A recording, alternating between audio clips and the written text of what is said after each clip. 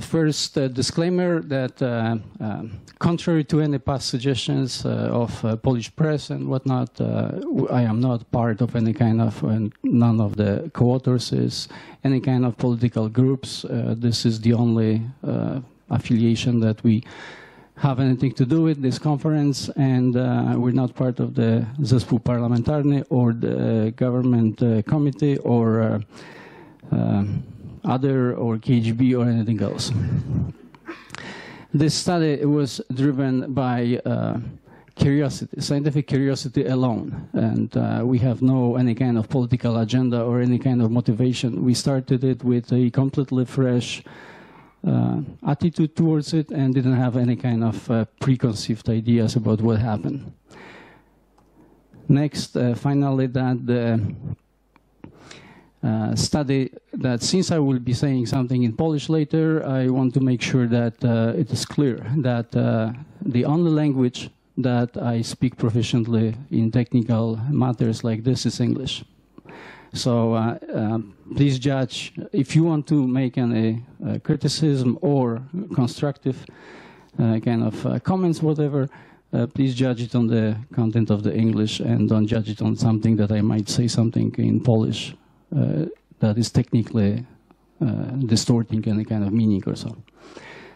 Well, first, clear kind of clarification. This was the spatial explicit, was the spatio-temporal analysis.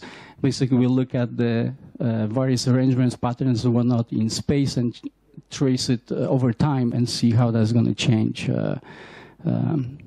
To look for patterns and to reveal any kind of inconsistencies with what you would expect if you were looking over time at the same phenomena, if it behaves consistently with this environment.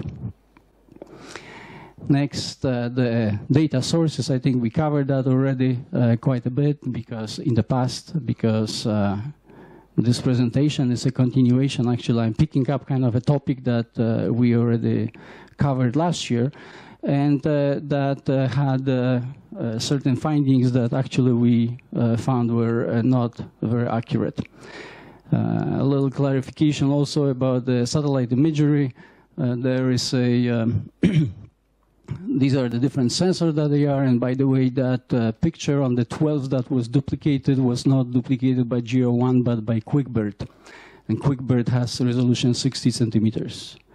When you think of the resolution of satellite imagery, you have to think also about the angle of the sensor to the ground, which potentially further reduces the resolution on it.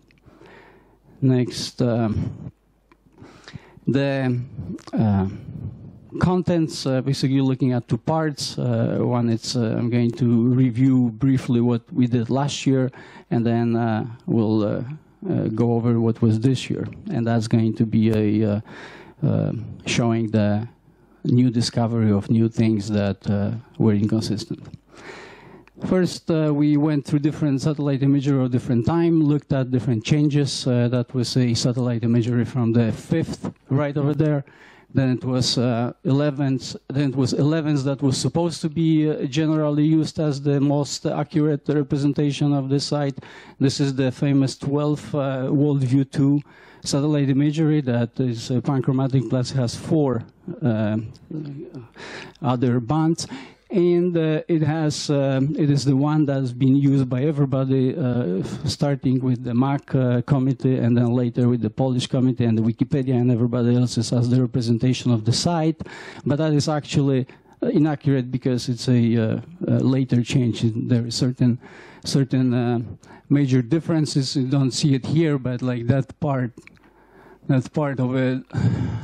Over there, Statecznik, whatever, the stabilizer, flight stabilizer was moved 50 meters forward on the next one. This is the comparison that we made that is similar to Professor Witakowski's conclusions, basically that the patterns of destruction in terms of thin-walled structures, it's inconsistent with what you see on the site. Here you see a bend, distort, and whatnot, and here it's just disintegrated. This is kind of giving a conclusion. Oh, great, thank you. this kind of led to the conclusion, suggested that likely it was a explosion, not a crash, and it was based not on expertise in plane crashing, but in expertise in looking at the pictures, which most people acquire about age of 3. Then that was an interesting thing that caught our attention, is there was something that looked like a snow patches, and and a peculiar thing about it was that it didn't leave wet ground. So this should be like a dark area here after snow melts, and leaving some kind of wet ground after melting of the snow. What later we found was that these snow patches were kind of peculiar because there was no snow almost anywhere else. So you have no snow here, but there is a snow here. Well, this is kind of a bulldozers or whatever push the snow on the little repositories, then they stay longer. So it's a normal thing. But otherwise than that, it's peculiar that you have a big snow patch here and nothing around.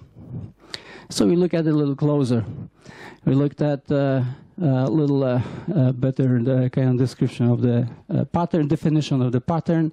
We look here, we missed something, so I put a little thing there. But otherwise than that, it's more or less this is what which you're seeing on the 5th of 5 days before the accident. And there is a crash.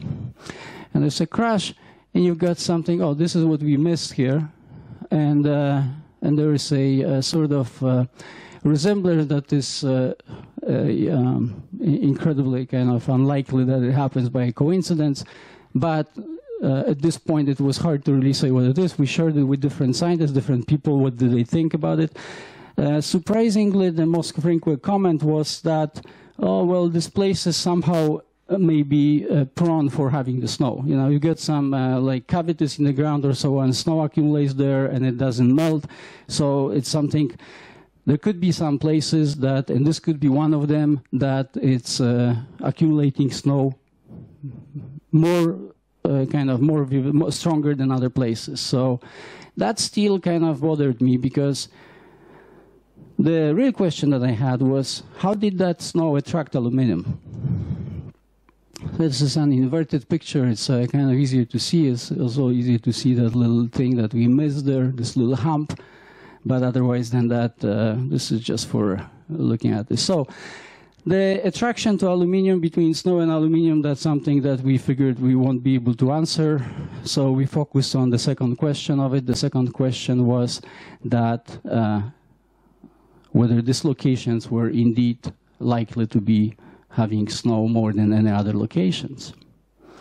So we look at the historical records, which is a typical normal scientific method to investigate this type of thing. So generally, if scientists want to investigate whether something happens because of climate change or because of something else, or anthropogenic reasons, some kind of man-made situations, then they look at historical records.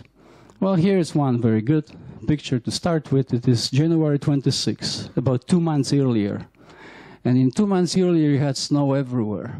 Everywhere, looks like everywhere in the airport, around the airport too. And then when you look at it closer, there was no snow there. And no snow here. So you see snow here. This is a close-up. Again, you look at this, snow just about everywhere, and you look at this, and you remember that there was snow nowhere, but snow there in those patches. Well, so we look at April 25, 2009, and it's a similar situation. There was no snow too much around, but this doesn't show very well here, actually. But you had a little snow here, and you had a little bit here, but there was no snow here. And then there was no snow on April 4 in that place either, on 2008. And there was on February 6, 2005, this This doesn't, that shows better on the computer here, but basically you see here, snow here, snow here, snow here, no snow here. Never, ever, no snow here. There is sometimes a little bit here, but nothing there. Even though this is what it looked like everywhere else. That's the image that you just saw a close-up. So, same thing, 2003, February 4. So basically, the conclusion was that these snow patches were not based on any kind of natural tendency of having it there, and that in fact they weren't any snow patches. They were just white reflection areas of that had to be construction, some sort of man-made construction that appeared to have a high reflectance, which could be potentially canvas, potentially foam, CO2 foam, whatever. It's you cannot tell the difference on the satellite imagery between a snow and white concrete and white tarp and silver tarp and white canvas and gray canvas, light gray canvas, so on. So here are the conclusions. Contrary to our earlier assumption, the white patches reported earlier as snow were some kind of man-made constructs that were placed in locations historically impervious to snow retainer. Second, the remarkable resemblance of some of spatial arrangements of the white patches with the spatial arrangement of the plain debris remains a mystery, or perhaps a technological riddle that is practically impossible to be a coincidence, and therefore it should be investigated. Given the facts that the Russian military carried out during the same time some kind of maneuvers at the airport, and the fact that Russia is one of the most restrictive police states in the world, these man-made white patches had to be constructed with the knowledge of and the consent of the Russian authority, and especially the present military authorities at that time. So now you remember one thing when you're going home, that I might appear to be maybe a conspiracy theorist or something, or I might be selling you a snake oil. These are very simple analysis. This is something that everybody here in this room can do themselves. It's only a few $100s per image to buy it. And you can do it yourself and find what we showed here.